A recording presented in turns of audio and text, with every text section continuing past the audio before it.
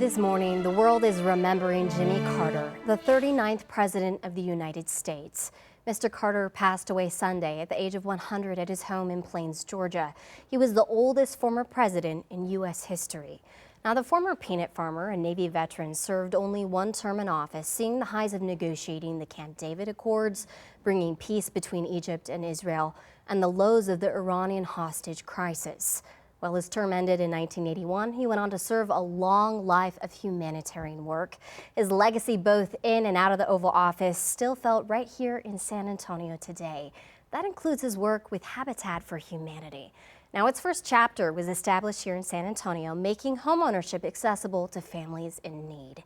KENS 5's Sarah Duran joins us now with more on his impact on the national organization. Sarah, how are people reacting to the news this morning? So, Jessica, understandably, they are saddened by the former president's passing.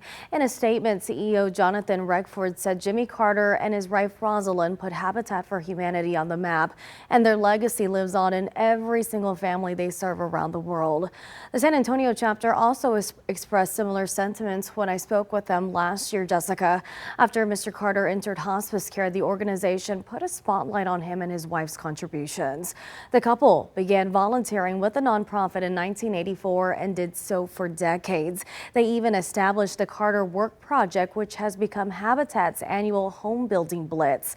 The Carters never made it to a Habitat site in San Antonio, but the owner of the very first Habitat home here locally was and continues to be grateful. He tells me without Habitat for Humanity, his family wouldn't have their home over on the west side.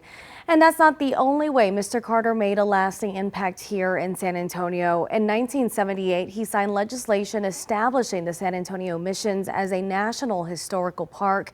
It was a decision praised by preservationists and historians for his efforts to protect the historic structures on the south side. Since then, the park has received additional designations while continuing to function as Catholic parishes. Now, as for Habitat, they will be celebrating President Carter's life of service with local observances. And of course, to learn more or to share a tribute, you can visit habitat.org. In the studio, Sarah Duran, KENS 5. Thank you so much, Sarah.